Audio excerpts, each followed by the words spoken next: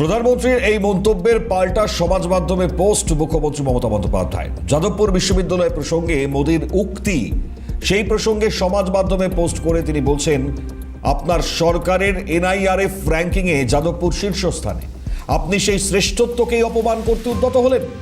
আপনি কি এতটাই নিচে নামতে পারেন? শিক্ষার্থীদের প্রতিবাদী কণ্ঠস্বরকে নৈরাজ্য বলা যায় না। নৈরাজ্য হলো ন্যায়ের পরিবর্তে ক্ষমতা প্রদর্শনে বুলডোজার ব্যবহার। নৈরাজ্য হলো যখন কৃষকরা প্রাণ হারান ও কৃষকদের কণ্ঠস্বর স্তব্ধ করা হয়। সমাজ মাধ্যমে এভাবেই গর্জে উঠলেন মমতা বন্দ্যোপাধ্যায়। তার পোস্ট দেখাচ্ছি আপনাদের।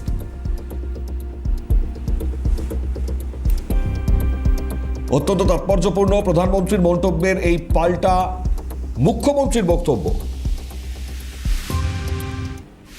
যাদবপুর বিশ্ববিদ্যালয় প্রসঙ্গে মোদির যে উক্তি, সেটাকে সামনে নিয়ে এসে যে মন্তব্য করলেন মমতা বন্দ্যোপাধ্যায়।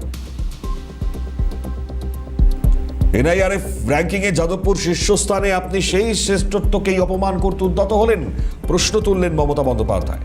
আর প্রধানমন্ত্রী নরেন্দ্র মোদীর যে মন্তব্য, তার পাল্টা প্রতিক্রিয়া আরো পাওয়া গিয়েছে। কে কি বলছেন অবশ্যই শোনাবো। CPIM প্রার্থী পার্থপ্রতিম বিশ্বাস, তিনি কি বলছেন শুনুন। একে একে শোনাচ্ছি আপনাদের।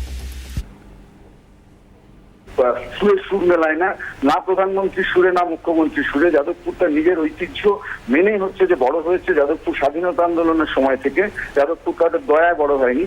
স্বাধীনতা বিশ্ববিদ্যালয়, এটা অনেকেই পছন্দ করেন এবং যে কারণের জন্যই যাদবপুরের মধ্যে সবাই হচ্ছে দেশদ্রোহী আর মাওবাদীদের খুঁজে পান। এখানে আমাদের আপত্তির জায়গা যে মুখ্যমন্ত্রী, আমাদের প্রধানমন্ত্রী সাহেবের কথা একটাই, যে যাদবপুর তার নিজের মেধার বসে ইনস্টিটিউট অফ এমিনেন্সের জন্য সিলেক্টেড হয়েছিল, কিন্তু কেন্দ্রের সরকার সেই 1000 কোটি টাকার প্রকল্প যাদবপুরকে না জানিয়ে বাতিল করে দিয়েছেন এবং তার বদলে এমন একটা বিশ্ববিদ্যালয়, জিও ইউনিভার্সিটিকে অফার করেছিলেন যার জন্ম হয়নি। ফলে আমাদের একটা রাজ্যের মুখ উজ্জ্বল করা, দেশের মুখ উজ্জ্বল করা বিশ্ববিদ্যালয়কে প্রধানমন্ত্রী, যদি আমি বলছি যে তার সরকার, তারা হচ্ছে ব্রাত্য করেছেন এবং পশ্চিমবঙ্গের প্রতিষ্ঠান হিসেবে আমরা পশ্চিম বাংলার মানুষ, আমরা এক্সেল করে যাচ্ছি। সেখানেও দাঁড়িয়ে তাদের যে গ্র্যান্ট, সেই গ্র্যান্ট অনুদানগুলোর থেকে তিনি হচ্ছেন বঞ্চিত করেছেন তার সরকার। আর আজকে তিনি এসে যদি বলেন যে আমাদের যাদবপুরের মধ্যে, যাদবপুর বিশ্ববিদ্যালয়ের মধ্যে এখানে রাজনীতি বেশি হয়, আমি বলবো কথাটা ঠিক নয়। অধ্যাপক তথা CPIM প্রার্থী পার্থপ্রতিম বিশ্বাস তার প্রতিক্রিয়া শোনাচ্ছিলাম। পাশাপাশি প্রতিক্রিয়া পেয়েছি আমরা সুজন চক্রবর্তী এবং সৃজন ভট্টাচার্যের। কি বলছেন তারা শুনুন। পলিটিক্যাল সায়েন্সে MA, ফলে শিক্ষাটা উনি নিশ্চয়ই ভালো বোঝেন, দেশের লোক বোঝে না। সেই কারণে তো উনি হোল পলিটিক্যাল সায়েন্সে MA। শিক্ষা দীক্ষা নিয়ে উনি কম বললে ভালো হয়। যাদবপুর বিশ্ববিদ্যালয় দুনিয়া জোড়া নাম। যাদবপুর বিশ্ববিদ্যালয়ে লেখাপড়া হয়, গবেষণা হয়। দেশের সংস্থা এবং বিদেশের সংস্থাগুলো সেই কারণেই ওদের ডাকে। ফলে প্রধানমন্ত্রী অযথা ব্লেম গেম করছেন। ওরা এটা ঠিকই যে এই ওনার মতন বিভাজনের শক্তিকে প্রশ্রয় দিয়ে চলে না, সংবিধানের মনোভাবকে সঙ্গে নিয়ে চলে। উনি সংবিধানের মনোভাবকে সঙ্গে নিয়ে চলেন না, দেশ বিভাজনের, মানুষকে বিভাজনের মনোভাবে চলেন। যাদবপুর বিশ্ববিদ্যালয়টা বুঝতে পারা হোল পলিটিক্যাল সায়েন্সে MA তার পক্ষে প্রায় অসম্ভব। ফলে ওর কথা আমি কোনো গুরুত্ব দিচ্ছি না। ABVPর গুন্ডারা কয়েকদিন আগে ঢুকে মেয়েদের তাড়া খেয়ে তারপরে কোনো মতে পালিয়েছে।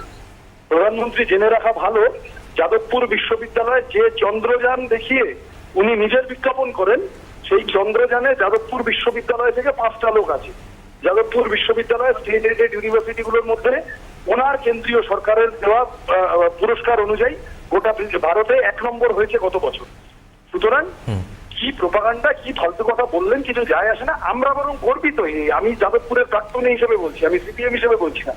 যাদবপুর বিশ্ববিদ্যালয় ছিল স্বাধীনতা সংগ্রামের ফসল।